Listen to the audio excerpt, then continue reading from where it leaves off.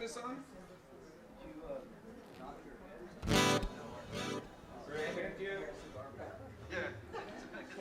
Sorry, how come you never set up a thing for the sax right there? Don't worry about it.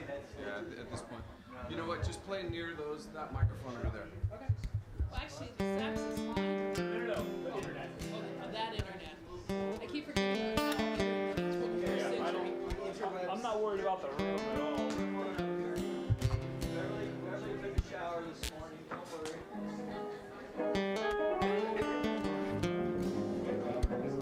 Hey, Dave. The sax is fine. Boy, a little rain and just a little rain.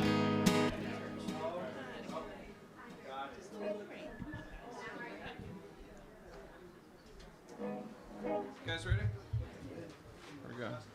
It's close enough probably because it's levels both 2, way too hot. 3, stop.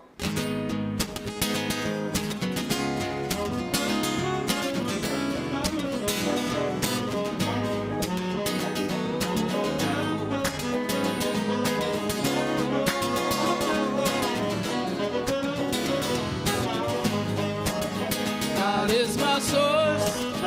God is my power. God gives me everything I need.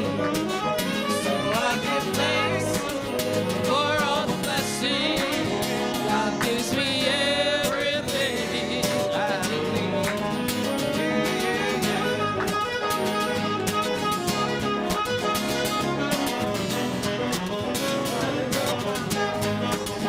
God is my source.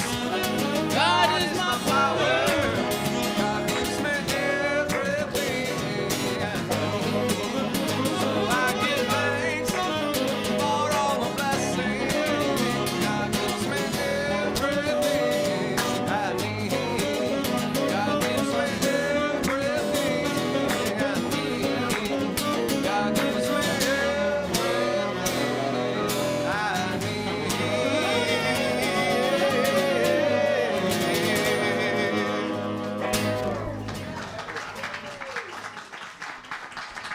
Kristen Shaw. Always a half a beat behind. That's what man rhythm. All right. So how we all doing this morning? Great. Yeah, give yourselves a hand. You made it out in the rain, huh? Or that we have rain. Yeah, that wet stuff. We haven't seen it for a while.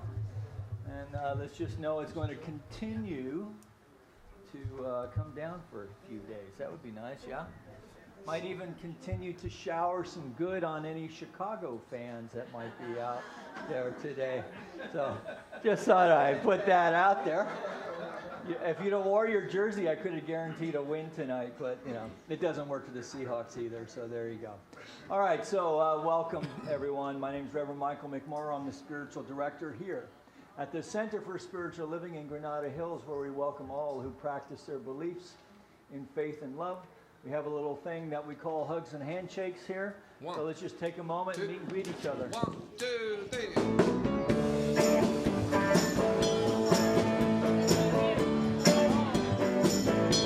Well, shake it on, baby, now. Shake it on, baby. Twist and shout. Twist and shout. Come on, come on, come on, come on, baby, now. Come on, baby. Come on and work it on out. Come on and work it on out. Well, work it on out. Work it on out. You know you look so good. Look so good. You know you got me going now. Got me going. Just like I knew you would. Like I knew you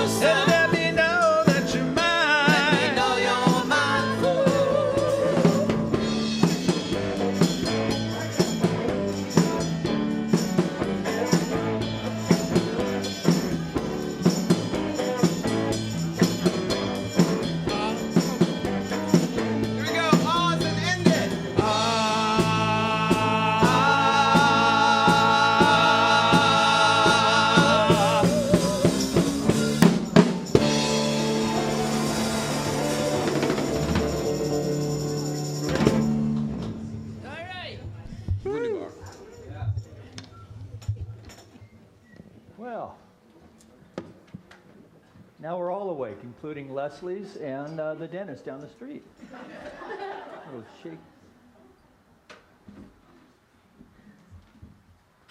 All right, so our presider this morning is Reverend Kathy Lyons, who's also our new head of practitioners. So let's give her a little love.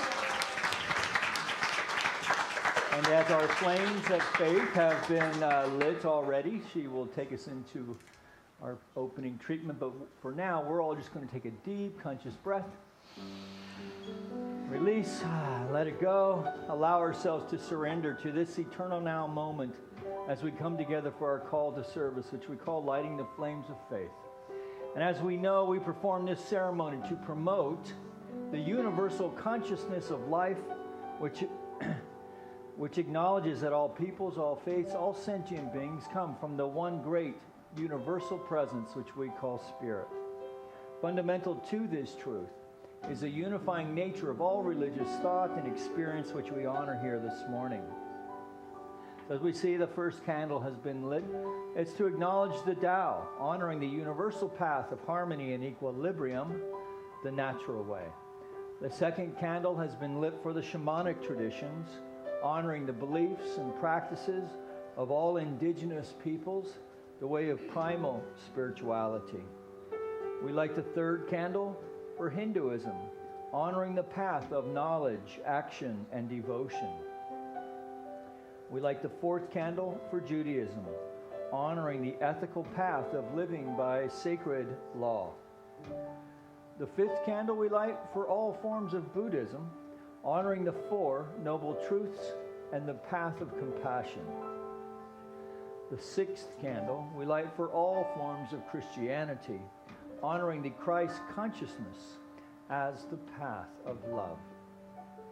We light the seventh candle for all forms of Islam, honoring the path of submission to the will of God as the highest calling. We light the eighth candle for the universalistic religion of Baha'i, honoring the path of unity and peace. We light the ninth candle for all forms of new thought, honoring the metaphysical path of mental healing through the practice of universal spiritual principles. The 10th candle we light for all those who are as yet unaware of the power and presence of Spirit in their lives, and for the space we hold for them here at our center. And as we bring our attention to the healing candle on the piano, please put silently into the light the names of anyone you wish to have experience the healing flame of God's eternal love.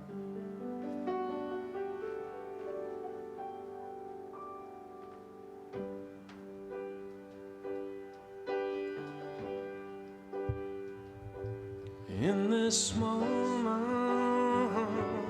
in this place, I remember who I am, letting fear and worry fall away from me.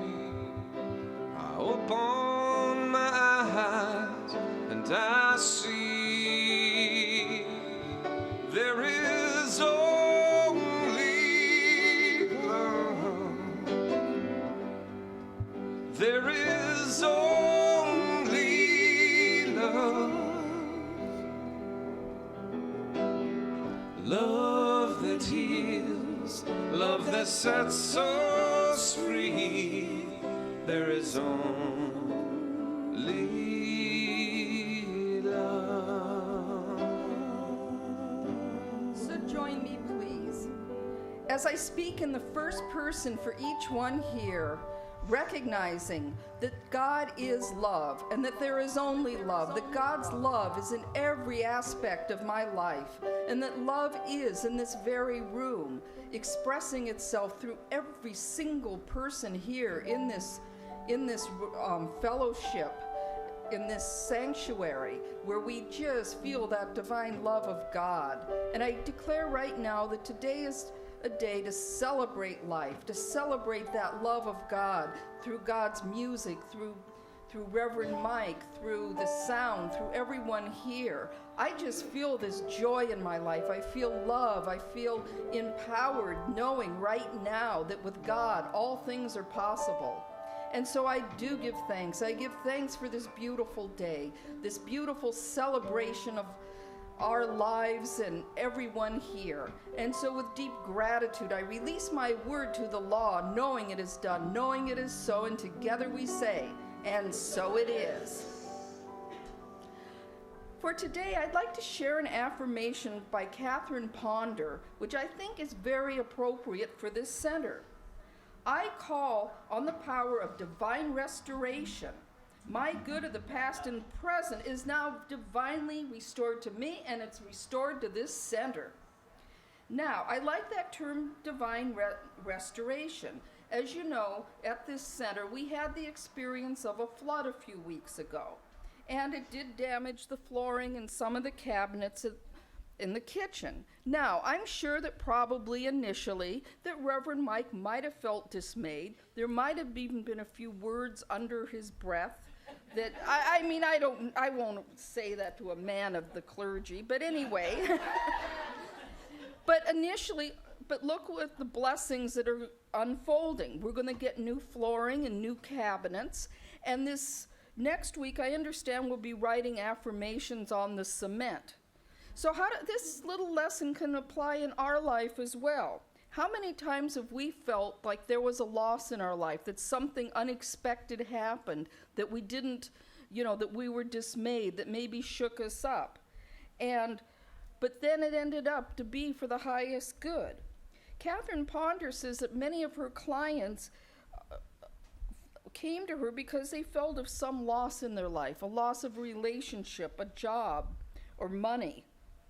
But we have to realize that new things fill in that space. Now, when I talk about loss, it's not that I'm minimizing the loss of, let's say, a loved one through death, whether it's, a human loved one or an animal loved one. Those are genuine losses, and we have support groups for that purpose.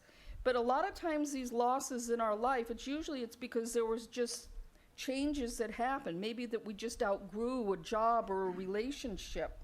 Maybe our congregation, we outgrew the kitchen and the flooring in there, and so we're now open to new things. So, in Emerson's essay, Compensation, he says that everything you lose, you gain something. Now, I want to emphasize, too, that if you have a goal of losing weight, don't make the goal of losing weight. Say release weight, because if there's no loss, you don't want that loss of weight to come back. So, stop looking for the losses in your life and instead look at, how you can grow spiritually and the new wonderful things that will happen through you. So, Catherine Ponder says, degrees of divine restoration can bring new prosperity, health, and love in your life.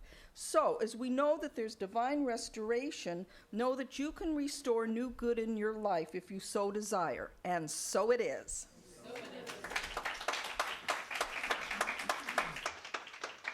Good morning, everybody. Quickly introduce the group for you. Singing background today again, Terry and Brenda are joining us. I would like to thank both Terry and Brenda and Kitty and Angela because I've been able to count on them all October, so thank you very much. And on lead guitar today, Mr. Ken DePron. Yes. Bass guitar, Kent Moore over here. And not to feel anyone's focusing on this, David, but it is David's debut on guitar over here. All right. And to singing lead today, the one and only Brother Jerry. Yes, Jerry. So today signifies the end of October, and that may bring tears of joy to some. I hope you enjoyed this. We started it with Crosby, Stills, and Nash. We're going to end it with that, too. 1, 2, 1, 2, 3, 4.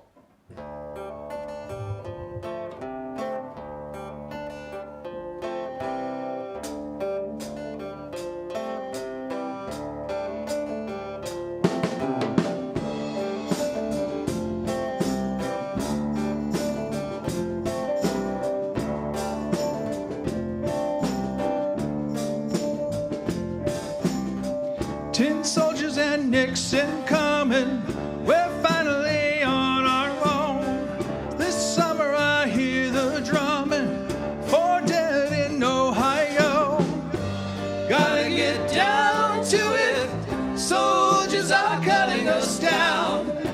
Should have been done long ago. What if you knew her and found her dead on the ground? How can you run when you know?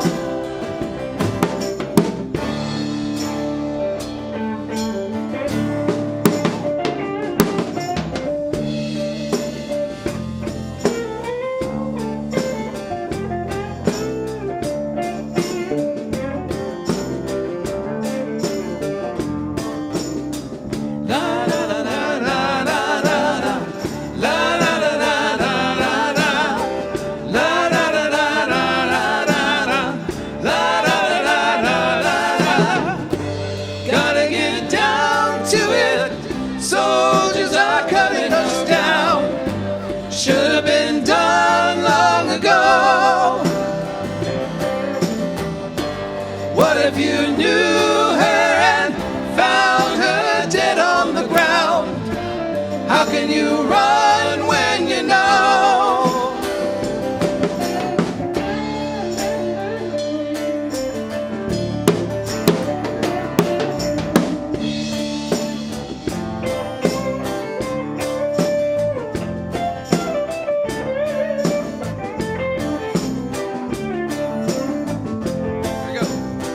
Tin soldiers and Nixon coming, we're finally on our own. This summer I hear the drumming for dead in Ohio. For dead in Ohio. For dead in Ohio. For dead in Ohio. For dead in Ohio. For dead in Ohio. For dead in Ohio. Here we go. For dead in Ohio.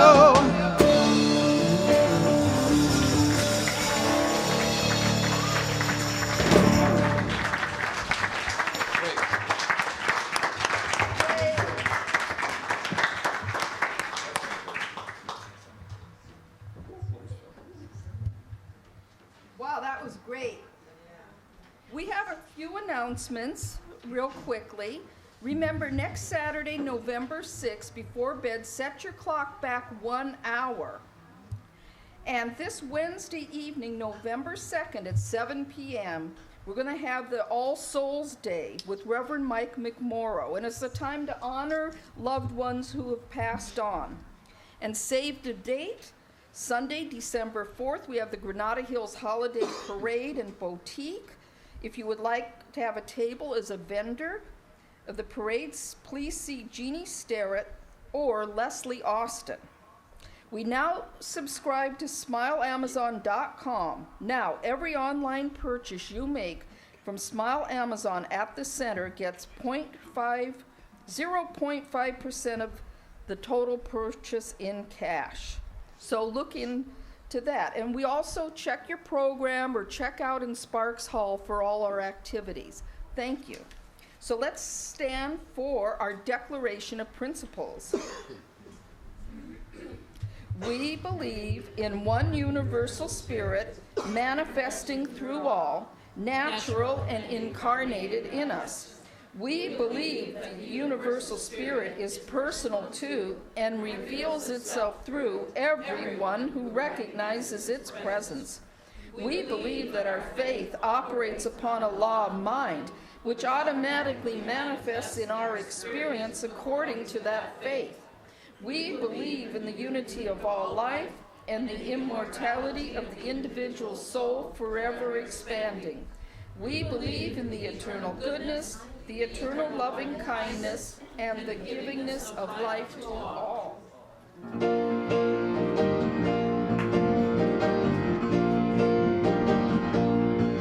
I'll release and I'll let go. I'll let the Spirit run my life, and my heart is open wide.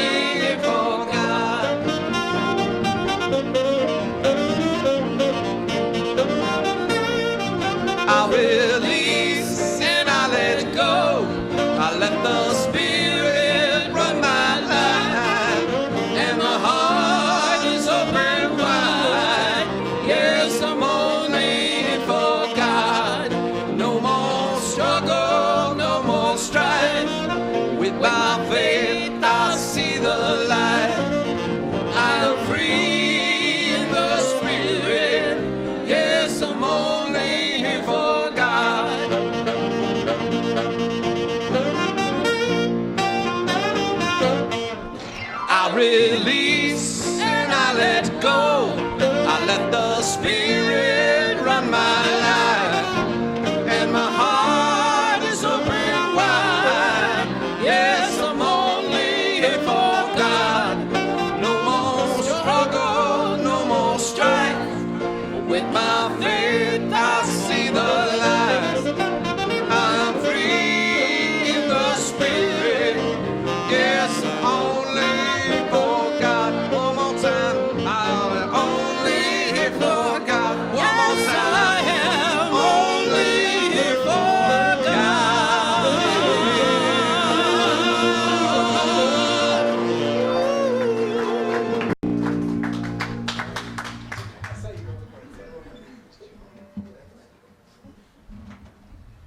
Nice. Let's give it some more. Let's give some more love to the band. I will find my teeth. Okay. So, Mike is on mute. How's that? Much better. Okay, so I just want to do a little bit of housekeeping first. So, Leslie Austin, please stand. Yes, hello. Say hello to Leslie. So if you want to have a booth in the Holiday Boutique, that's Leslie Austin, if you did not know that. She also does flower arrangements, and there's a practitioner student, and cooks, and does all kinds of things, and is a good grandmama. The other thing is that I just want to encourage you to participate with us on Wednesday night. You know, we do have the ofrenda.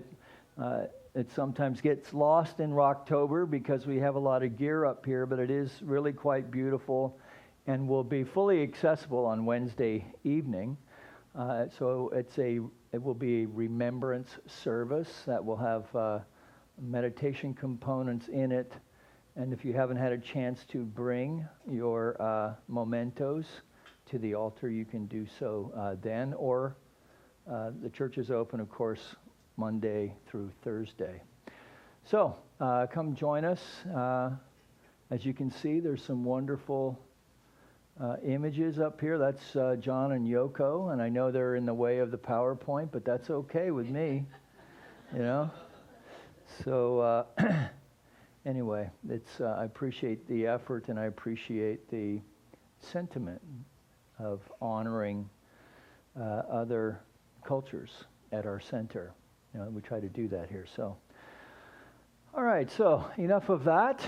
Moving forward, thinking back on last week as I was preparing this message, thinking back on last week, we had a scientific approach. Now, I brought up some scientific ideas, some scientific arguments, if you will, for this philosophy that we call the science of mind. And so this week, as we explore further other ways of thinking about belief, also maybe more specifically to speak to ways to expand our beliefs, to expand our thinking, and really ultimately to expand our receptivity to having a deeper experience of the divine at work in our life. Now, why would we want to spend so much time developing these ideas in a room that's presumably full of religious scientists? Well, it is, number one, called the science of mind, yes? It's not the woo-woo of mind, although sometimes it sounds like it. And personally, for myself, I like being able to point to deep thinkers from science, especially quantum physics, to give us some intellectual backup for this philosophy that is often, not so much anymore, but certainly in the past, has been considered an outlier belief system. And in fact, in the 70s, the materials that are now commonplace would have been relegated to the occult bookstores, right, or the shelves dedicated to the occult. Now it's very much mainstream, which I think, in a way, maybe even, what do I want to say? dilutes the specialness of it, that it's become much more familiar. And maybe in a way we don't really understand the gem that we are really playing with here. This gem that we are, through supporting a place like this, are really committed to sharing into the greater world. So as I said, we spoke to some scientists last week, one of them being, just to, for those who weren't here, so one of them being Einstein, when he said, Albert Einstein, the most beautiful and profound emotion we can experience is the sensation of the mystical. And that this calls, he called this the root of all science and art, the sensation of the mystical. And we know when guys say that, when a scientist says that, that gets my attention. When Max Planck speaks to the nature of the universe in unimaginably large and infinitesimally small ways, and says that we must assume behind this force the existence of a conscious and intelligent mind, and that this mind is the matrix of all matter. That there's an intelligence in the universe, a superior thought force is what he called it, and that it is the matrix of all matter. That gets my attention. When Nobel laureates speak about reality in terms mystical and poetic, that gets my attention and supports me in my thinking and supports my belief in this philosophy. And I know that we are really onto something here, something that is universal and at the same time transcendent and transformative. So that I know that as I have and continue to transform my own life, as I continue to witness and support those of you here in the transformation of your own life, that what I am giving witness to is the power and presence of the intelligence of the divine expressing itself by each one of us. So these testimonials then of science, though, as wonderful as they are, you know, science is kind of it is a head-centered endeavor. And these testimonials of science are only part of the philosophy. For to only address the hard science behind a sacred mystery, that kind of leaves us hanging a little bit. It points to the law behind all things, but loving a law is a bit impersonal, yes? So we have this philosophy that's very elegant in the way that it works, and there's a thread of logic to it that we can embrace, and yet there's also, it can be kind of cold and impersonal. So what do we do about that? So we may appreciate, for instance, using a metaphor here, we may appreciate a stop sign at a busy intersection in our neighborhood. We may appreciate the lives protected by that law, particularly if we have the lives of children at play in our neighborhood. That you may appreciate the stop sign and the law it represents, but I doubt you would go out and worship it, right? Oh, holy stop sign, right? So you're probably not going to do that. And in the same way, I doubt we would stop and worship the law of physics. Oh, E equals MC squared. So we probably would not stop and worship the law of physics, that we appreciate the way they work. We appreciate the way physics works to our level of understanding, and I have a layman's level of that, by the way. Or we can at least appreciate that it works. Right? We can at least appreciate that. So we may not understand how electricity works specifically, but we can appreciate that when we turn the switch on, that the light comes on. Presumably we paid the bill, of course. So, so we can be in... So we appreciate physics at the level that we understand it. We can be inspired by the thinkers who initially detected them, who in fact really gave voice to that law that was always there, always awaiting its detection by the universe. Now, wait a minute. How can matter, how can the universe be detecting itself? That doesn't even make any sense. Unless you stop and consider that the manifest universe, being all that is, would not have been aware of itself without creating you and me to acknowledge it. So from the very beginnings of the Big Bang, we've talked about this a lot because it's, again, something that has my attention these days, this idea that we are the logical expression of this innate intelligence within the within this manifest universe, that we are not only conscious, right? That we not only think, but we can think about thinking. And so far, we're the only ones that we know of that can do this. So, does it really matter that God created man so that it could acknowledge itself? Right? So, in some ways, if you think on this a little deeper, and I like posing this question to my atheist friends, does it make any difference that this reality has been made manifest so that we can discover it?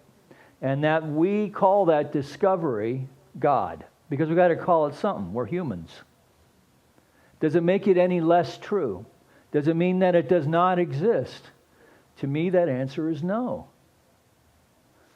So that all life, you and me, then, are the logical expression of matter coalescing with itself over eons of time, which in and of themselves are really unimaginable. 14 billion years, something like that. That's a lot. 14 billion. Right? It's not as much as the national debt, but then that's another story. 14, but that's all just made up anyway. So that all of life, you and me, are the logical expression of matter coalescing with itself over eons of time to produce first our ancestors, and then finally ourselves. And in this way, then, the face of the Creator is reflected in the face of its creation.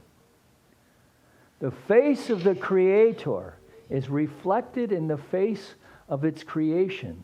So I just want you all to just look around right now and acknowledge the face of the Creator in those around you. That's a very powerful idea, yes?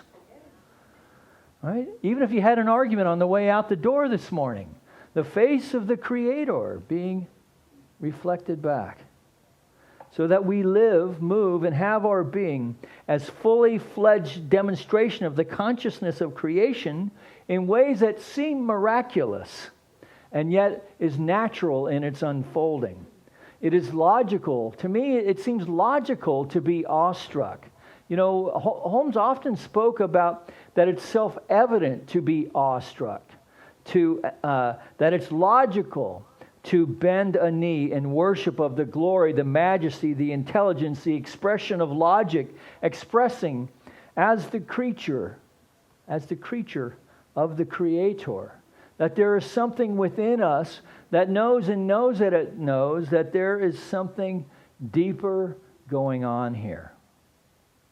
And at the same time, to recognize that to truly worship the intelligence that has bore us, we must shake off any sense of lack or limitation in any way. That we must shake off any idea of unworthiness, of not enoughness, and take the mantle and the mandate of Creator within our own life. Right? To look for ways to use the power and presence of Spirit to create with. This is how we can best worship this transcendent power and presence and source in life, expressing His life, yeah? That we must allow the Creator to use our lives, each one of us, as a vehicle for the unfolding demonstration of its power and presence. Which means that we must awaken to the possibility that the Spirit truly is all there is. That Spirit truly is all there is. Now, we look around in our outer life and we see the worldly conditions, right? We see the challenging conditions of our life. How can that possibly be God being all that there is? And yet, at the same time, we want to acknowledge that this is all a reflection of the manifest, that all of this is a reflection of the one mind of Spirit, hampered really only by humans working out their stuff.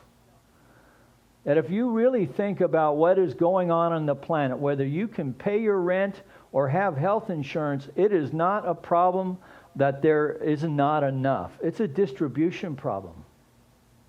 Yes? I mean, think on it. I mean, if you're not going to get, they didn't earn it, get up and all that stuff. The fact of the matter is that there's plenty. There's plenty. And there's enough to go around.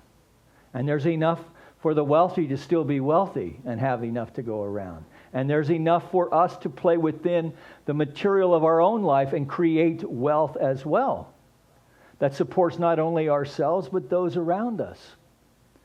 And this is the great promise of religious science, I think, is that we can awaken to this idea once and for all and really work in a conscious way at creating a world that works for everyone by using the law of life. By being aware that God is, each one of us, right? And maybe not even each one of us. Maybe when we get to like 52% of us believing that God is all there is, right? And then it's like compounded interest after that, right? So every year, 53, 54, 60, 60, right? So that by, maybe not in our lifetime, I don't know, but in time, right? In time, there will be enough awareness that God is all there is to completely blossom into a transformation of the way that the world works, to create a world that works for all. And I know that sounds kind of Pollyanna-ish. But that is the great potential. And I would even argue that this is our destiny if we are to survive as a species. That this is the next logical expression of this emerging consciousness of life. That is the next stage of evolution, is in thought. And that each one of us is responsible for tending our little field. So God is all there is, and this manifest universe is a reflection of all that is. And if we awaken to the idea that each of us is a reflection of the divine enough to see it as the truth of our life as an individual, the whole game changes. When we see this truth as our brother and sisters in life, the game changes. As we see this truth as the condition of our life, in this divine awakening, the game changes. Because there's really, what happens then is we come to see that there's really nothing to cultivate or to grab a hold of, but rather to be more aware of. That in the divine awakening, there seems to be an inner witness. This is Holmes, who remembers that we came from a heavenly state. There seems to be an answer from that great within which says, the Father's house is filled with peace, power, and plenty.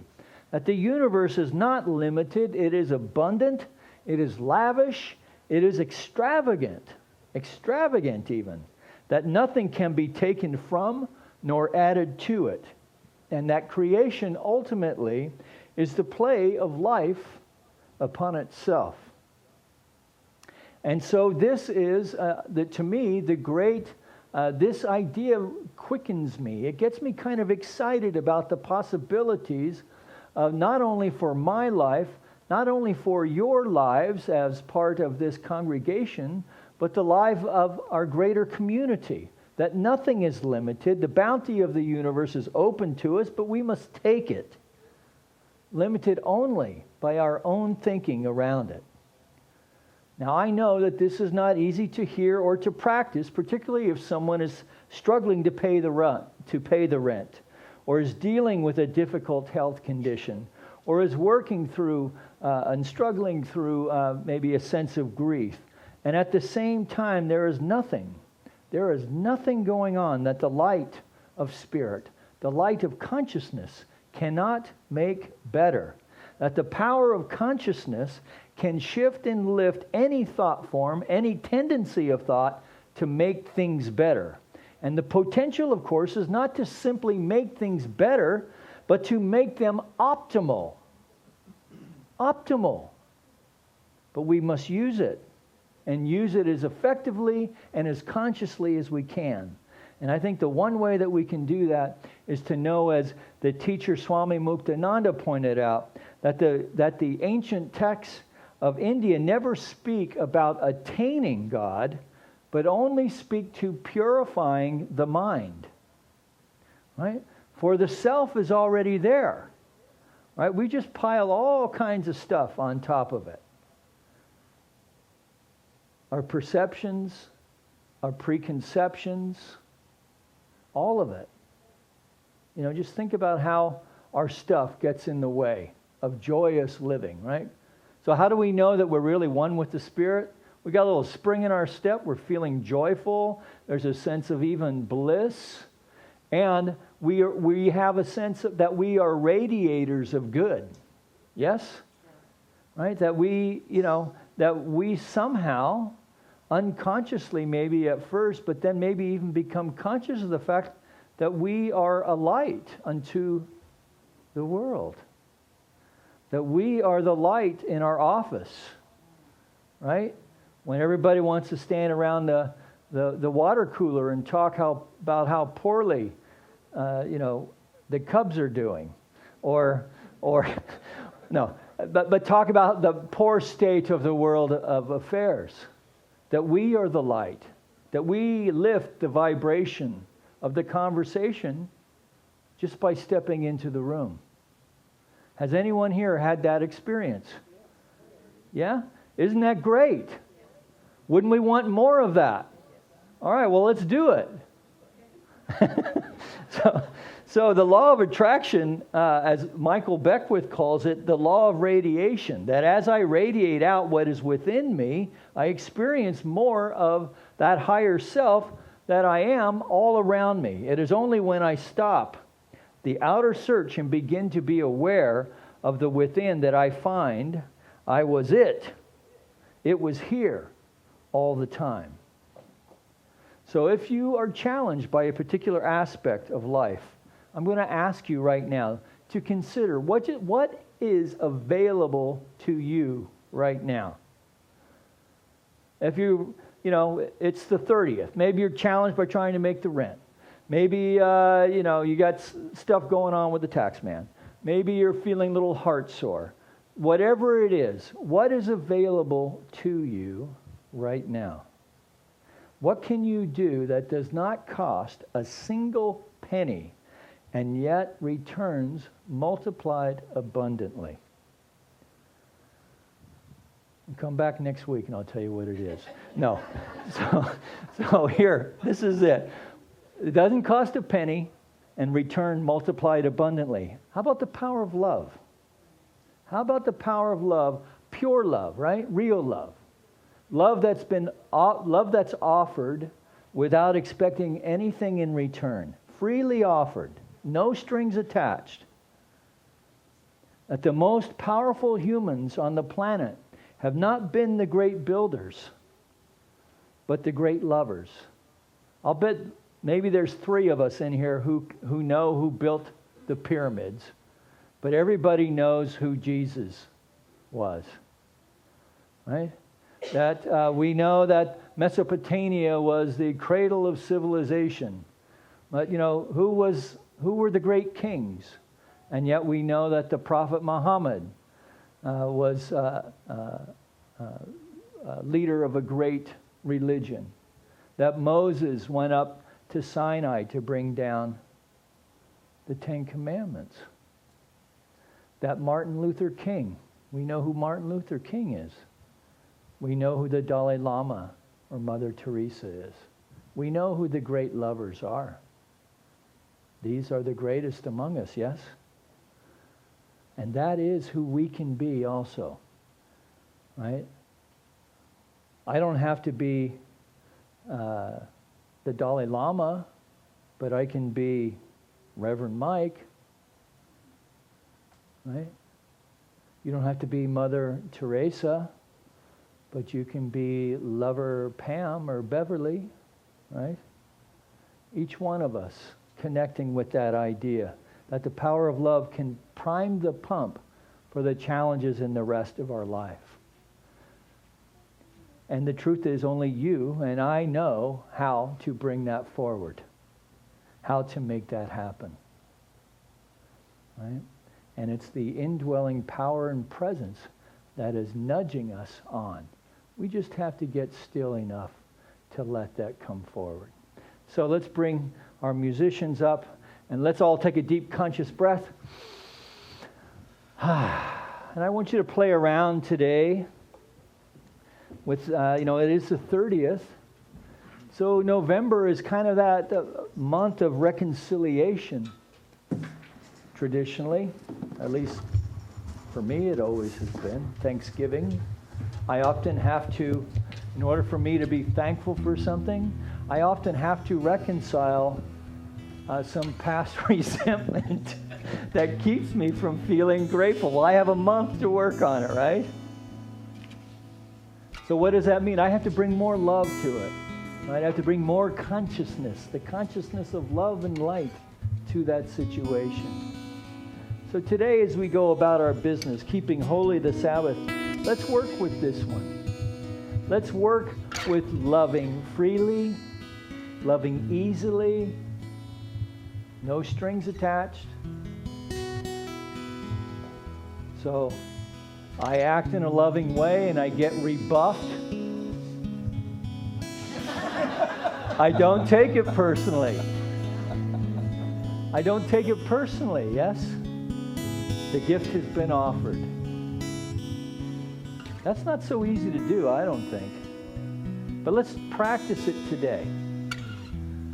And getting used to it first around here before we leave today, and then out in the world today, and then take that practice into your week this week. And come on back and report that which only you know and I know.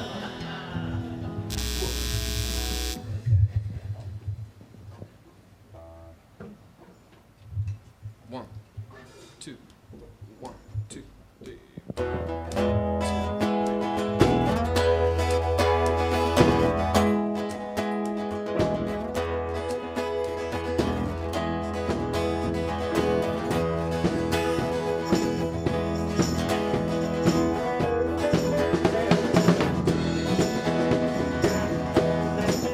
Only you know and I know all the love we've got to show.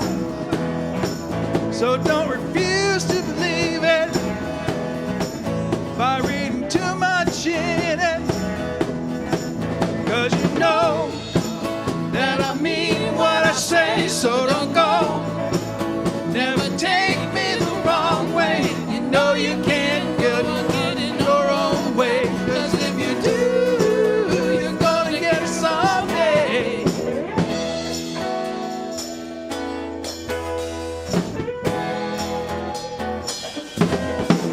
We're both here to be pleasing. Oh, no, not deceiving. But it's hard to believe it when you've been so mistreated. 'Cause you know that I mean what I say, so don't go. Never take me the wrong way. Go and get your own way. But if you do, it's gonna get you someday.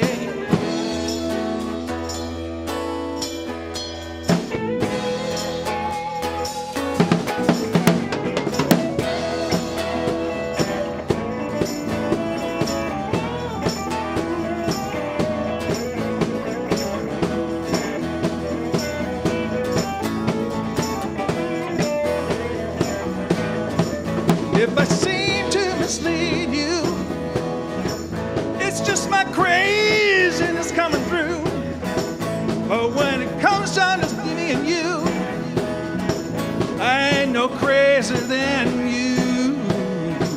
'Cause you know that I mean what I say, so don't go. Never take me the wrong way. You know you can't go on getting your own way. 'Cause if you do, you're gonna get it someday.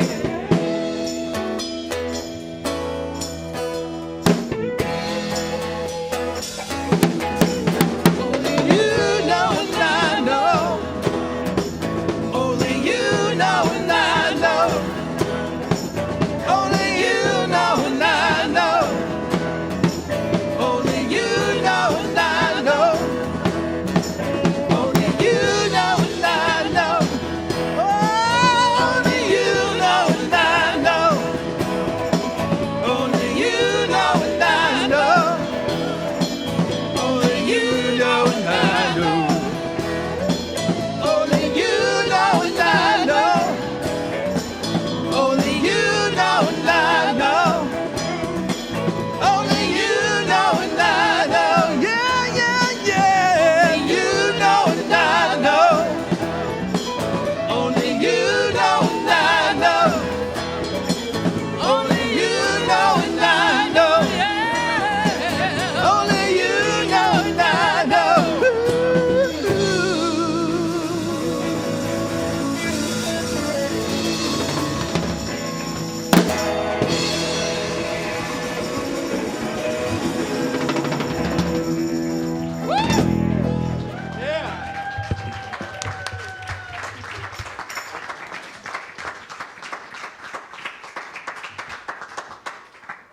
So David, I'd just like to thank you for playing guitar today because I didn't have to learn that part. And I really appreciate that. Yeah, it would not have been pretty. I don't know, brother. That was pretty good. All right, so as we prepare our gifts for the offering, we'll call our ushers forward. I am so blessed. I am so blessed. I am so grateful for all that I have. I am so blessed. I am so blessed. I am so grateful. I am so blessed. I am so blessed. I am so blessed. I am so grateful for all that I have. I am so blessed. I am so blessed. I am so grateful. I am so blessed. I am so blessed. I am so blessed. I am so grateful for all that I have. I am so blessed. I am so blessed. I am so grateful. I am so blessed.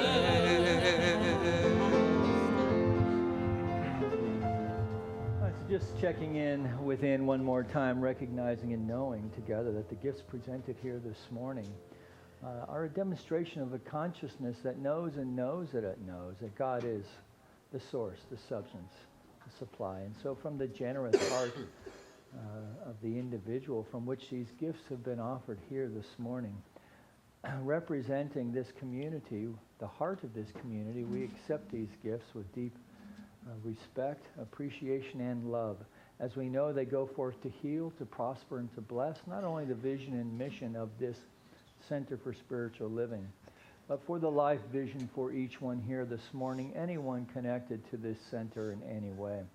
That we extend this well-wishing, this blessing, this knowing to our friends in this community of Granada Hills, our city of Los Angeles, our state of California, our United States of America, all of its churches, temples, mosques, schools, universities, the people who attend them, the people who support them, that we know for our planet as well that all of it is expressing as the superior intelligence of the universe in all ways, great and small.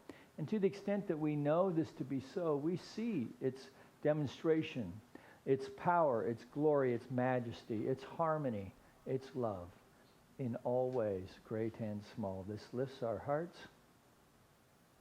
that we feel a sense of grace and power that propels us into ways of spiritual living that lift ourselves and others. We are grateful. And together we acknowledge this by saying, and so it is. So please help me thank our ushers this morning. Lovely Rita and lovely Christy, the Rev, blessing the gifts there. Thank you. All right. Well, look at this. Who is our spokesperson this morning? Okay. You want to hold one end? There we go. Okay, today we worked on a project for the Day of the Dead for the Ofrenda, and we made skulls that reminded us of people that we were celebrating the spirit of. Some of us put names on the back of them of people we were remembering.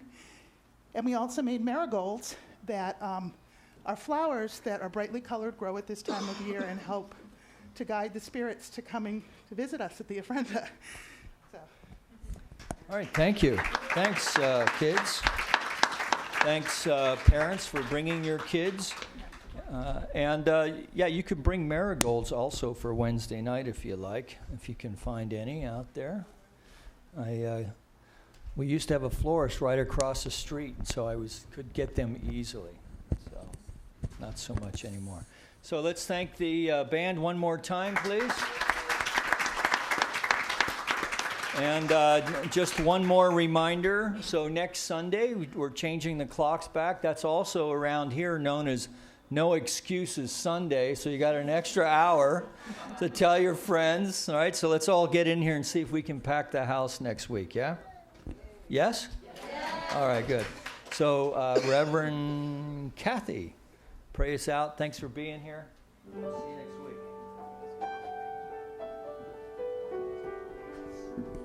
So join me in consciousness as I speak in the first person for each one here, as I recognize this one power, this one mind, which is a mind of God, which is love, which is health, wealth, creativity, guidance, direction, perfection, and protection. And I'm one with the Spirit of God. I'm one with this mind of God. So therefore I am love, health, wealth, creativity, guidance, direction, protection, and perfection. And so I do make this declaration that there is perfection in every part of my life, that I'm healthy, I'm loving, I'm creative, I'm abundant, I feel guidance, direction, and protection in everything that I do. And I know right now that I am celebrating. I'm celebrating my life and living it to the fullest. And I give thanks for this hour of celebrating Sunday, celebrating my life. And I give thanks for the musicians and Reverend Mike and the sound booth and each person here who are participating. And so with deep gratitude in my heart, I release my word to the law as I know it is done, and I know it is so, and together we say, and so it is. Please stand for the peace song.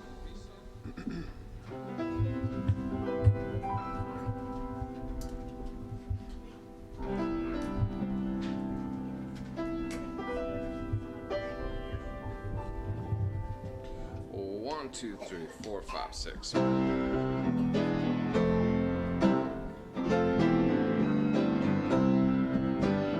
Let there be peace on earth, and let it begin with me.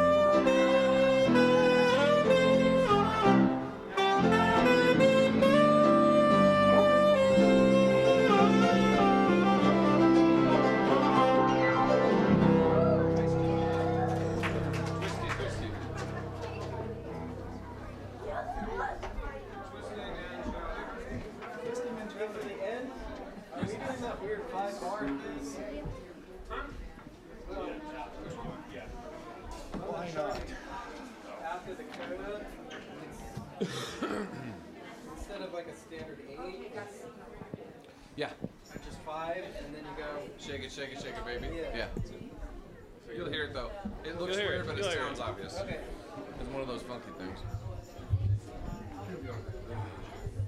Okay, no problem. I'll yell it all out. There's 2 solos, I think. Here we go. 1, 2. Oh, 1, 2, 3.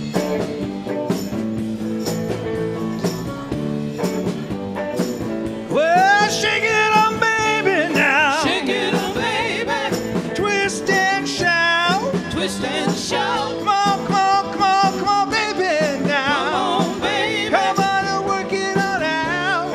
Work it on out. Well, work it on out. Work it on out. You know you look so good. You know you look so good. You know you got me going now. Got me going. Just like I knew you would. Like I knew you would. Well, shake it now. Shake it on, baby. Twist and shout. Twist and shout. Come on, come on, come on, come on, baby, Come now. on, baby. Come on and work it on out. Work it on out. You know you twist, little girl. Twist, little girl. You know you twist so fine. Twist so fine. Come on and twist a little closer now. Twist a little closer. And let me know that you're mine. Now you're mine.